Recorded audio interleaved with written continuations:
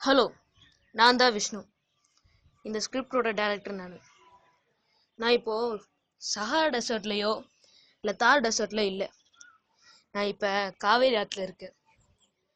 பக்கத்து ஊருக்காரன் வந்து தண்ணி எடுத்த ஆற்றுல இப்போ நம்மளே அங்கே போய் எடுக்கிறோம். இப்போது கீழே போர் போட்டு வர அண்டர் கிரவுண்டில் எடுக்க ஆரம்பிச்சிட்டாங்க. இதனால நம்மளுக்கு எவ்வளோ பாதிப்பு தெரியுமா?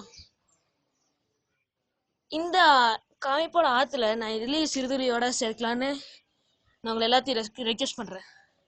அண்ட் தென் நொய்யிலையாச்சும் கொஞ்சம் தண்ணி இருக்குன்னு நினைக்கிறேன். ஆனால் காவேரியில் வந்து பார்த்தீங்கன்னா no, you can not believe it, தண்ணியே இல்லை.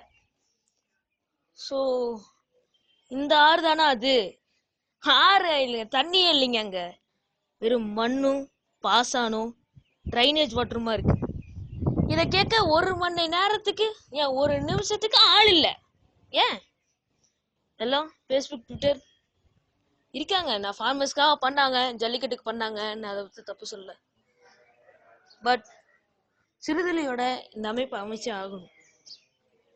தென் என்ன சொல்றது, காவேரி ஆறுனாவே டேஸ்டியஸ் வாட்டர், அது வந்து ஹெல்த்தான வாட்டர்னு சொல்லிட்டு இந்தியாவில் டாப் 10ல் அதை ஒரு வாட்டர் ஒன்று.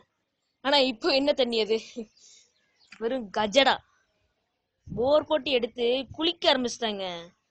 அதுதாங்க என்னால் முடியல. தேங்க்ஸ் ஃபார் வாட்சிங். Please like and subscribe.